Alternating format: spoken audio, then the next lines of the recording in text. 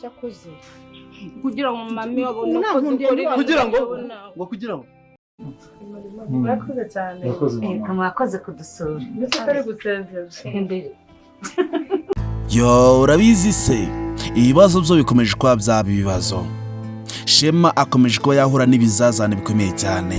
Aline akomeje kuba yapanga imipango myiza uko yahemukira Shema ku rwego rwo hejuru, ndetse naganza nawe kuba yumva mukuru we abe yamutega amatwi bibajya inama nk'abavandimwe bikomeje kuba byabacanga. Ese uratekereza biraza kuba byagerute?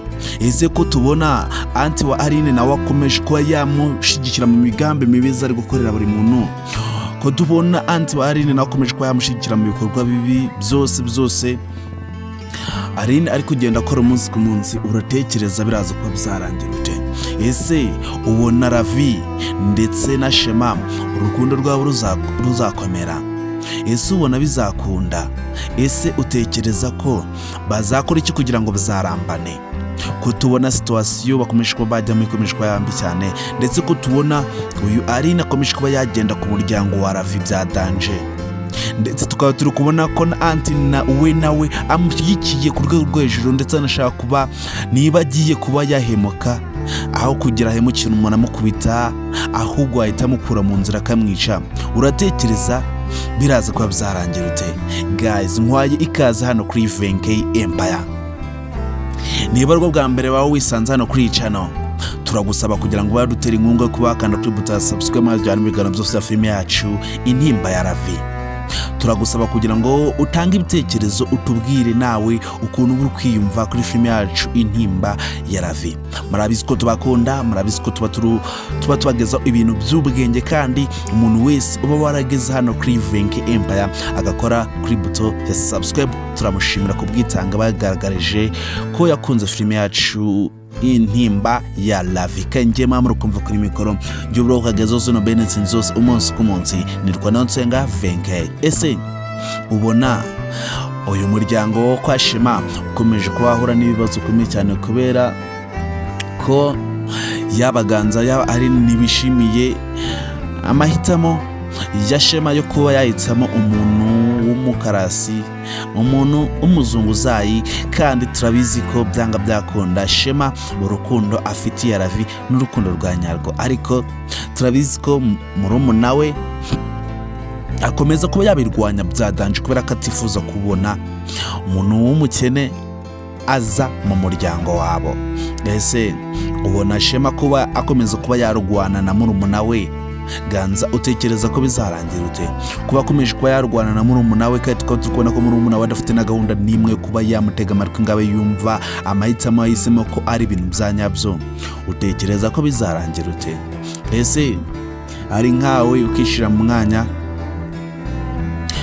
wa Shema ukisanga muri situation nk'iyi yo kuba udafite murumuna wawe wagushikira mu byemezo byawe wafashe, ahubwo akaba ari ufata iyambere yo kuba yakurwanya mu bikorwa byose ugakora umunsi ku munsi, wakora iki? Ese utekereza uri Shema ukaba ufite umu ex nka Aline wumva ko buri kimwe cyose wakoze wahisemo yakirwanya yivuye inyuma, utekereza ko byagenda ute? Guys, turikubona ko Shema situation akomeza kuba yajyamo ikomeje kuba yamubera mbi cyane, ndetse n'ubuzima bwe bukomeje kuba bwajya ahantu habi cyane, ku buryo tuvugana mama wa Ravi bakomeje kuba bamuhotera ku rwego hejuru. Aline ikintu kimwe yifuza ni ukuba yahimukira buri muntu wese byitwa ko ahuriye ho na Ravi ndetse na Shema.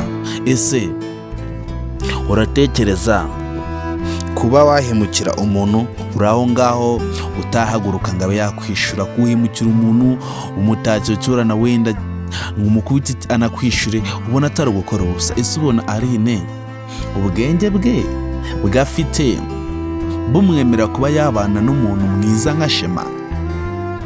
Ese wowe utekereza ko Aline atari shitani mbi cyane?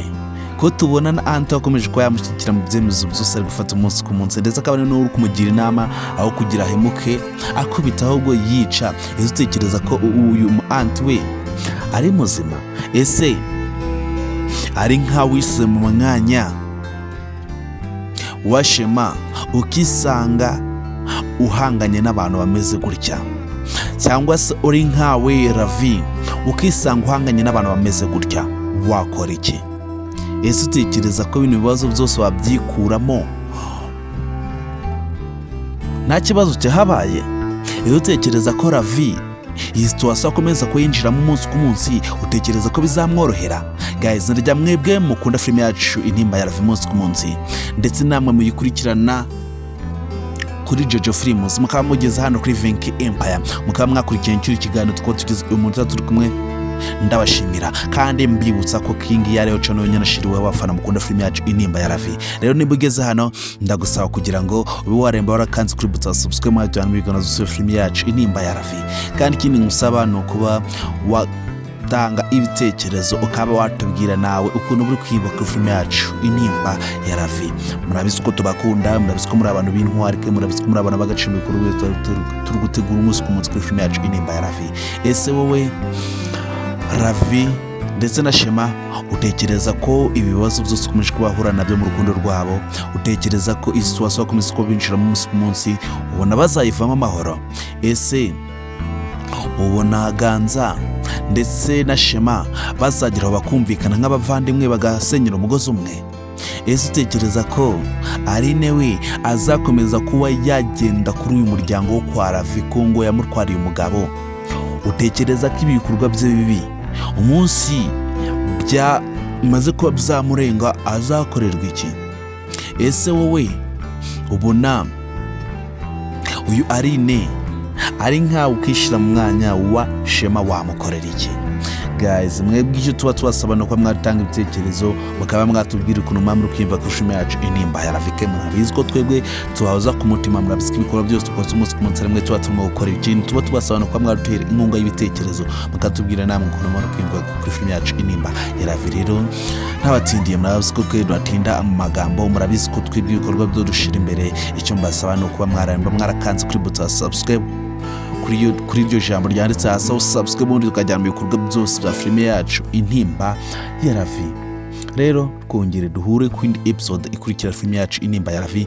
Ndabakunda cyane, muri abantu bagaciro hano kuri Vinki Empire. Mwumva kuri mikoro ngiye wabagezaga zono bende sense zose umunsi ku munsi. Nitwa Nsenga Menge kandi ciao ciao.